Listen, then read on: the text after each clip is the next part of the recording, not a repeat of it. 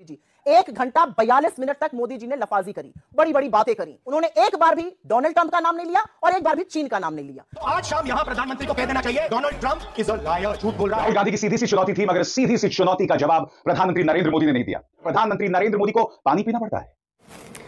दोस्तों, मोदी जी को आज रात जब भी नींद आएगी, राहुल गांधी सपने में जरूर आएंगे, क्योंकि आज संसद में राहुल गांधी ने मोदी को चारों खाने चित कर दिया। लोकसभा में प्रधानमंत्री नरेंद्र मोदी के भाषण ने बहुत सारे लोगों को निराश किया होगा। हो सकता है कि सस्ती लोकप्रियता की कसौटी पर उन्होंने बाजी मार ली हो, मगर उसमें उन सब चीजों का अभाव था जिनकी प्रधानमंत्री से अपेक्षा की जाती है। मोदी इस तरह से बोले जैसे देश और देश की संसद के प्रति उनकी कोई जवाबदेही नहीं है। उन्होंने एक बहुत ही सतही भाषण था, ये बहुत ही कमजोर भाषण था, मगर हकीकत यह है कि जैसे ही ट्रंप और चाइना का सवाल आता था, उन्हें पानी पीना पड़ता था। वो लम्हा देखा जाए कि हमने हमारा लक्ष्य पूरा कर दिया है, अगर आप कुछ करोगे तो महंगा ऐसे कैसे प्लीज। यूट्यूब की दुनिया में एक बार फिर से प्रधानमंत्री और राहुल गांधी की भाषण, राहुल गांधी ने मार ली बाजी। यूट्यूब आज भाषण में मोदी जी का बोलते बोलते कई बार गला सूखा और कई बार वो पानी पीते नजर आए। सच ये भी है, बिना लाइट कैमरा एक्शन के राहुल गांधी ने मोदी को हरा दिया है, करारी मार दी। ना जी, ये हम नहीं पूछना चाहते हैं कि हमने उनके कितने एयरक्राफ्ट गिराए, क्योंकि वो तो और भी ज्यादा एक मुश्किल सवाल हो जाएगा। सवाल ऑपरेशन सिंदूर नाम सुनने में देशभक्ति का लगता है, लेकिन असल में ये सिर्फ मीडिया पर किया सरकार का एक तमाशा था। कोई नहीं बता रहा है कि इस ऑपरेशन में हासिल क्या हुआ, कितने आतंकी पकड़े गए, हमारे कितने फाइटर जेट्स गिराए गए, कौन से तो रुका नहीं। यूनाइटेड नेशन सिक्योरिटी काउंसिल में पाकिस्तान को ये आतंकी नेशन आतंकवादी मुन्नीर जो जनरल के नाम से वहां पे घूम रहा है, प्रेसिडेंट के साथ जाके लंच करता है। प्रधानमंत्री की छाती पर ऐसे ऐसे तीर, ऐसे ऐसे बाण चलाए जो संसद में किसी विपक्ष के नेता ने प्रधानमंत्री पर आज तक नहीं चलाए होंगे। ऑपरेशन सिंदूर और युद्ध विराम से जुड़े सवालों के सीधे जवाब नहीं दिए। ऐसा करने के बजाय वे विपक्ष को खलनायक बनाने में लगे रहे। काम के अंदर घुस आए, 26 लोगों को मार दिए, वो आए कैसे, उसका जवाब तो राजनाथ सिंह ने देने की कोशिश ही नहीं की। एक तरफ से बोलते हो कि हमने पाकिस्तान को घुटने पे ला दिया, भाई अगर वो घुटने पे आ गया था तो गला काट देना चाहिए था उसका। मोदी मीडिया तो कहां तक पहुंच गई थी, कराची पोर्ट हमने ले लिया, लाहौर तक हम पहुंच गए थे। ये हाइलाइट्स में हमने देख ही लिया है, आगे चल के डिटेल में मज़ीद वीडियो आपके साथ शेयर करेंगे। पाकिस्तान से जंग में हार के बाद भारतीय पार्लियामेंट में नरेंद्र मोदी को शदीद तनकीद का निशाना बनाया गया है। नरेंद्र मोदी को पार्लियामेंट मेंबर्स की जानिब से काफ़ी बातें सुनाई जा रही हैं। नरेंद्र मोदी ने पाकिस्तान को मिट्टी में मिलाने की बातें की, यहाँ उल्टा भारत की इज्जत मिट्टी में मिल गई दुनिया भर के सामने। पार्लियामेंट मेंबर्स ने मोदी को कहीं का नहीं छोड़ा, बुरी तरह से एक्सपोज कर दिया, मोदी के झूठ को बेनकाब कर दिया है। अगर आप भारतीय मीडिया का रिएक्शन पाकिस्तान पर देखना और सुनना पसंद करते हैं तो चैनल को सब्सक्राइब करें। आइए चलते हैं मुकम्मल वीडियो की जानिब। नहीं है, राहुल जी ने खुला चैलेंज दिया था, इंदिरा जी का आधा दम भी हो तो आइए और 29 बार डोनाल्ड ट्रंप ने कहा उन्होंने सीज फायर किया है, सदन से बोलिए ट्रंप झूठ बोल रहे हैं। बोल नहीं पाए मोदी जी। 1 घंटा 42 मिनट तक मोदी जी ने लफाजी करी, बड़ी बड़ी बातें करी, खूब जमकर कोसा कांग्रेस को, जो उनका फेवरेट पास टाइम है वही वो कर सकते हैं। लेकिन उन्होंने एक बार भी डोनाल्ड ट्रंप का नाम नहीं लिया और एक बार भी चीन का नाम नहीं लिया। अलबत्ता नेहरू जी का नाम उन्होंने 15 बार लिया। कभी कभी तो लगता है कि अगर पंडित नेहरू ना होते तो अपने नरेंद्र क्या बोलते सदन में। खैर, डोनाल्ड ट्रंप का नाम ना लेना और चैलेंज जब किया गया, चुनौती जब दी गई, उसके बाद भी ना लेना, इस बात का सबूत है कि मोदी जी डरते हैं। क्यों डरते हैं मुझे नहीं पता। राहुल गांधी जी ने उनसे उनकी बीच स्पीच में कहा भी, कह दीजिए डोनाल्ड ट्रंप झूठ बोल रहे हैं। मोदी जी पानी पीने लगे। तो आज शाम यहां प्रधानमंत्री को कह देना चाहिए Donald Trump is a liar, झूठ बोल रहा है डोनाल्ड ट्रंप। राहुल गांधी की सीधी सी चुनौती थी, मगर सीधी सी चुनौती का जवाब प्रधानमंत्री नरेंद्र मोदी ने नहीं दिया। उल्टा ट्रंप और चाइना का जिक्र होने पर प्रधानमंत्री नरेंद्र मोदी को पानी पीना पड़ता है। आज मैं एक सवाल पूछना चाहता हूं दोस्तों, जो भाषण प्रधानमंत्री नरेंद्र मोदी ने लोकसभा में दिया वो एक चुनावी भाषण हो सकता है, मगर कूटनीति की निगाह से, देश की नीति को देश की जनता के सामने रखने की निगाह से ये एक बहुत ही सतही भाषण था, ये बहुत ही कमजोर भाषण था। बहुत आसान है सवाल पूछने वालों को पाकिस्तान परस्त बता देना, क्योंकि पूरे भाषण में प्रधानमंत्री के सिर्फ 2 तेवर थे, या तो नेहरू पर दोष मरो या फिर कांग्रेस को पाकिस्तान परस्त बता दो। मगर हकीकत यह है कि जैसे ही ट्रंप और चाइना का सवाल आता था, उन्हें पानी पीना पड़ता था। देखिए, प्रधानमंत्री जब कह रहे थे कि भाई किसी का दखल नहीं, और जैसे ही राहुल गांधी चिल्लाना शुरू करते हैं, वो लम्हा देखा जाए कि हमने हमारा लक्ष्य पूरा कर दिया है, अगर आप कुछ करोगे तो महंगा पड़ेगा।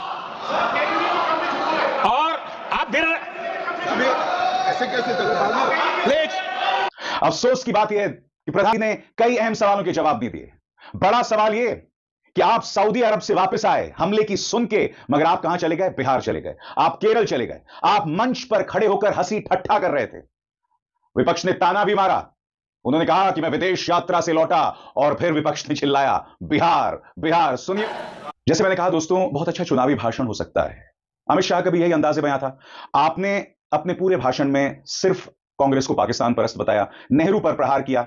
चाहे एस जयशंकर हो, राजनाथ सिंह हो, अमित शाह हो, स्वयं प्रधानमंत्री, इनके तेवर एक से थे। विपक्षी दल को मगर उनके सवालों के जवाब ना दो।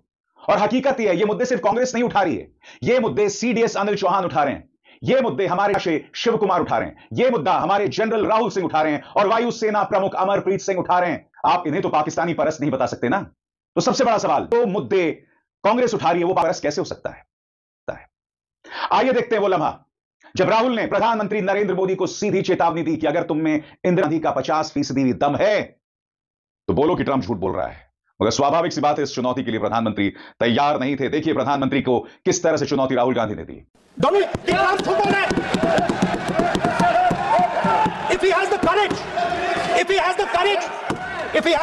Indira Gandhi, let him say here, let him say here that Donald Trump, you're a liar. मैं दीपक, दोस्तों मोदी जी को आज रात जब भी नींद आएगी राहुल गांधी सपने में जरूर आएंगे, क्योंकि आज संसद में राहुल गांधी ने मोदी को चारों खाने चित कर दिया। प्रधानमंत्री की छाती पर ऐसे ऐसे तीर, ऐसे ऐसे बाण चलाए जो संसद में किसी विपक्ष के नेता ने प्रधानमंत्री पर आज तक नहीं चलाए होंगे।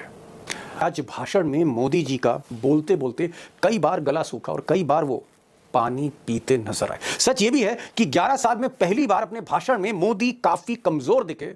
और जहां तक ट्रंप की बात है या चीन की बात है, तो मोदी जी ने अपने भाषण में एक बार भी ना ट्रंप का नाम लिया ना चीन का नाम लिया।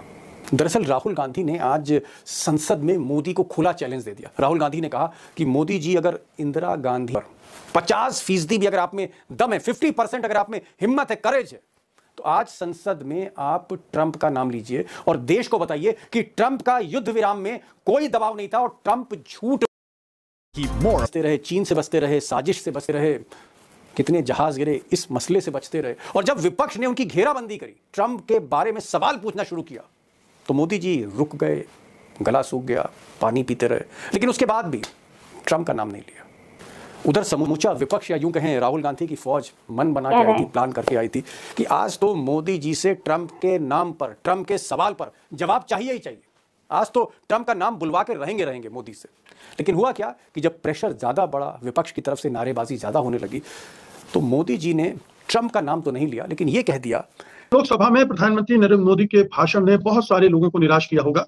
हो सकता है कि सस्ती लोकप्रियता की कसौटी पर उन्होंने बाजी मार ली हो, मगर उसमें उन सब चीजों का अभाव था जिनकी प्रधानमंत्री से अपेक्षा की जाती है। मोदी इस तरह से बोले जैसे देश और देश की संसद के प्रति उनकी कोई जवाबदेही नहीं है। उन्होंने ऑपरेशन सिंदूर और युद्ध विराम से जुड़े सवालों के सीधे जवाब नहीं दिए। ऐसा करने के बजाय वे विपक्ष को खलनायक बनाने में लगे रहे। वही नहीं, उनके मंत्रीगण भी सवालों को टालने और विपक्ष पर दोष बढ़ने का काम करते रहे। उन्होंने यानी प्रधानमंत्री ने यह नहीं बताया कि पहलगाम क्यों हुआ, युद्ध विराम क्यों करना पड़ा, हमारे लड़ाकू जहाज क्यों गिरे और विश्व ने पाकिस्तान की निंदा क्यों नहीं की।